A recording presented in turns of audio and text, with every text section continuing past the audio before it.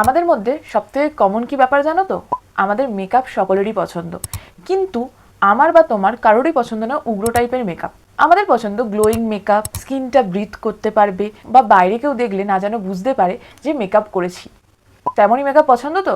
Yes, আমারও তেমনই makeup পছন্দ, কিন্তু এরম মেকআপ কিভাবে করবে? কারণ এই মেকআপ করতে গেলে কিন্তু তোমাদের কিছু কিছু ট্রিক্স কিন্তু জানতেই হবে, না হলে কিন্তু তোমাদের কিন্তু বেস কেকি হয়ে যাবে, বেস ফেটে যাবে বা প্রচণ্ড উগ্র লাগবে যখনই তোমরা ফাউন্ডেশন লাগাবে। যেমন তোমরা দেখো সেলিব্রিটিদের প্রচণ্ড স্মুথ মেকআপ করেছে বলে মনেই হয় না, তেমন মেকআপই পছন্দ, কিন্তু তোমরা কিন্তু যখনই করতে যাও ওরকমই মেকআপ তোমরা করে ফেলো, প্রচণ্ড মেকআপ, যেটা মোটেও ভালো লাগে না। তাই জন্য আজকে আমি তোমাদের দেখাতে চলেছি তেমনই মেকআপ যেমন মেকআপ তোমাদের পছন্দ, মানে গ্লোয়িং হবে কিন্তু কম মেকআপ হবে, কিন্তু দেখলে মনে হবে যে খুব সুন্দর লাগছে। ইয়েস, তো আমি কিন্তু হেয়ার স্টাইল করে নিয়েছি, এবার আমি মেকআপের দিকে যাব।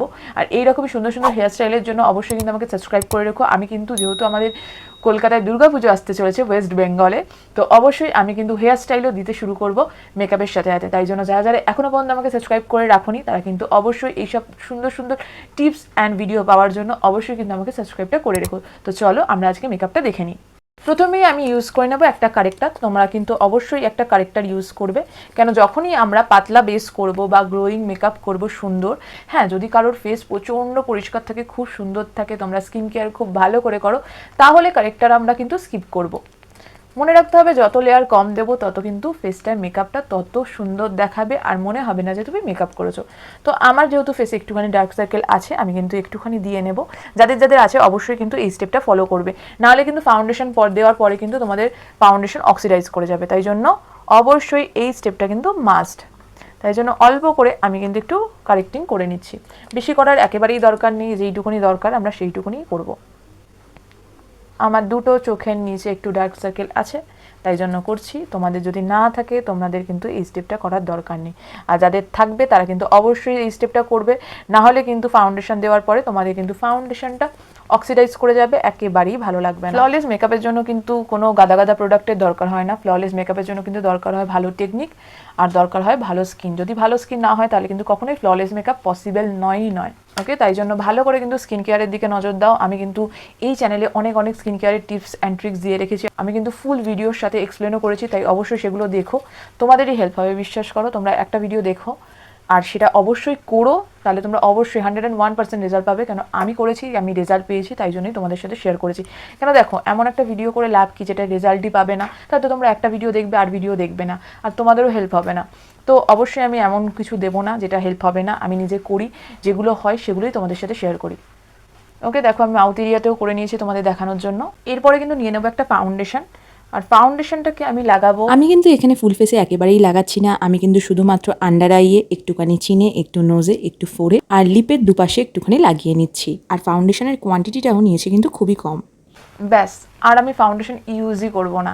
এরপরে কিন্তু ভালো করে ব্লেন্ড করে নিতে হবে। তোমরা কিন্তু বিউটি ব্লেন্ডার ইউজ করতে পারো, আমার কাছে বিউটি ব্লেন্ডারটা এই মুহূর্তে নেই, তাই জন্য আমি দেখাতে পারছি না। অন্য কোনো ভিডিওতে অবভিয়াসলি তোমাদের দেখাবো। আর যারা যারা বিউটি ব্লেন্ডার ইউজ করবে তারা কিন্তু অবশ্যই একটু বিউটি ব্লেন্ডারকে ওয়েট করে নিও। যেই জায়গাগুলোতে দিলাম সেই জায়গাগুলোতে ফার্স্টে ব্লেন্ড করে নেবো, তারপরে যা প্রোডাক্ট বাঁচবে সেগুলো কিন্তু এখানে লাগিয়ে নেবো। আমরা কোনো টেনে টেনে এইখানে প্রোডাক্ট নিয়ে এখানে লাগাবো এরকম করবো না, কারণ আমরা চাই যতটা কম লাইট মেকআপ করা যায়। তাই জন্য কিন্তু ফাউন্ডেশন পুরো ফেসে আমরা কখনোই ইউজ করবো না, যেখানে যেখানে দরকার আমাদের কভারেজ সেখানেই শুধু ইউজ করব। আর তাছাড়া আমরা অযথা ফাউন্ডেশনটাকেও নষ্ট করব না আর মেকআপটাকেও প্রচণ্ড হেভি করব না।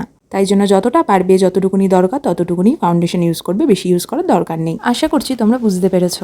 দেখো আমার ফেসটায় কিন্তু ফাউন্ডেশন দিয়ে দিয়েছি, কনসিলারও ইউজ করেছি, দুটো জিনিস ইউজ করলাম, কিন্তু দেখো কত সুন্দর ফ্ললেস লাগছে। দেখো মনেই হচ্ছে না যে আমি মেকআপ কিছু লাগিয়েছি। এটা কিন্তু পাউডার দিয়ে সেট করে দেবো এবারে ভালো করে ব্লেন্ড করার পরে। এইবারে কিন্তু আমি খুব ভালো করে একটা ট্রান্সলুশন পাউডার নিচ্ছি আর ভালো করে মেকআপটাকে সেট করে নিচ্ছি। আবার তোমরা কিন্তু এই স্টেপেই যারা যারা চাও একটু লিকুইড হাইলাইটার ইউজ করে তোমাদের ফিচার্সগুলোকে এনহ্যান্স করতে, তারা কিন্তু অবশ্যই করে নিতে পারো। যারা যারা এগুলো করবে তারা কিন্তু এগুলো করার পরেই লাস্ট স্টেপে কিন্তু তোমরা ফিক্সড করবে। একবার পাউডার ফিক্সড করে দেওয়ার পরে কিন্তু আমরা কোনো রকম ক্রিম বা লিকুইড প্রোডাক্ট কিন্তু ইউজ করতে পারবো না, তাই জন্য করার পরে কিন্তু তোমরা ইউজ করবে পাউডার। দেখো আমার কিন্তু পাউডার দিয়ে সুন্দর করে কিন্তু ফিক্সড করা হয়ে গেছে। এরপরে আমি দিয়ে দিচ্ছি একটা পাউডার কন্ট্রোল, আর একটু কন্ট্রোলিং করে নিচ্ছি, কেন আমি কিন্তু এখানে কোনো ক্রিম কন্ট্রোল ইউজ করিনি। তাই জন্য আমি একটু পাউডার দিয়ে কিন্তু কন্ট্রোলিংটা সেরে নিচ্ছি। এই ক্ষেত্রে বলে রাখি, তোমরা কিন্তু চাইলে পাউডার কন্ট্রোলিংটা যাদের যাদের মনে হবে যাদের ফেসে দরকার নেই তারা কিন্তু স্কিপ করে দিতে পারো। শুধুমাত্র মনে রাখতে হবে ফাউন্ডেশনটা কিভাবে লাগাচ্ছি আর মনে রাখতে হবে কি করে ফাউন্ডেশনটাকে সেট করছি, এইটুকুনি। পাউডার দিয়ে সেট করার পরে যা যা করছি আমি, এগুলো সবকটাই অপশনাল। যদি মনে হয় করবে, যদি মনে হয় করবে না, কোনো বাধ্যবাধকতা নেই। মেনলি আমি তোমাদেরকে দেখাতে চেয়েছিলাম কি করে তোমরা খুব লাইট বেস করবে। আর এই বেসটা কিন্তু তোমাদের ওয়েডিং গেস্ট বলো বা কলেজ মেকআপ বলো বা পুজোর সময় বেরোনোর মেকআপ বলো, সব মেকআপই কিন্তু চলে যাবে। আর এখানে লুকটাকে কমপ্লিট করার জন্য আমি কিন্তু সেই ব্রাশটা ইউজ করছি যে ব্রাশটা দিয়ে আমরা কন্ট্রোল করেছিলাম। জাস্ট একটুখানি লাগিয়ে নিচ্ছি আইলিডে। এছাড়া কিন্তু আমি আইজে আর কিছু লাগাচ্ছি না, জাস্ট আমি এবারে পরে নেবো লাইনার। আমি এখানে যে লাইনারটা ইউজ করছি সেটা হলো একটা লিকুইড লাইনার। আর আমি লাইনারটাকে কিন্তু একটুখানি ড্রামাটিকভাবে পরার চেষ্টা করছি, কারণ আমি যেহেতু আই মেকআপ কিছুই করিনি তাই জন্য চেষ্টা করছি আইলাইনারটা দিয়ে লুকটাকে ক্রিয়েট করার। ঠিক যেমন আমি তোমাদেরকে একটু আগেই বললাম যে মেকআপ কিন্তু আমাদের সেম থাকবে, মানে বেস মেকআপ কিন্তু সেম থাকবে। আমরা যেমন জায়গায় যাব, যেভাবে আমরা সাজতে চাই সেই অনুযায়ী কিন্তু আমাদের লাইনার বলো বা আই মেকআপ বলো বা লিপস্টিক কিন্তু চেঞ্জ হবে। কিন্তু বেস মেকআপ কিন্তু তোমরা এইটাই করবে, খুব সুন্দর দেখাবে, লাইট মেকআপ দেখাবে। আমাদের মুখে যে একটা ফাউন্ডেশনের লেয়ার আছে তোমরা বুঝতেই পারবে না, এতটাই লাইট হবে। তোমরা একবার ট্রাই করো, আমি জানি তোমাদের খুবই ভালো লাগবে, খুব মানে খুব ভালো লাগবে। তাই অবশ্যই কিন্তু অন্তত একটা বার ট্রাই করে দেখো। আমি জানি একটা বার ট্রাই করলে তোমরা কিন্তু বারবার এইটাই ট্রাই করবে।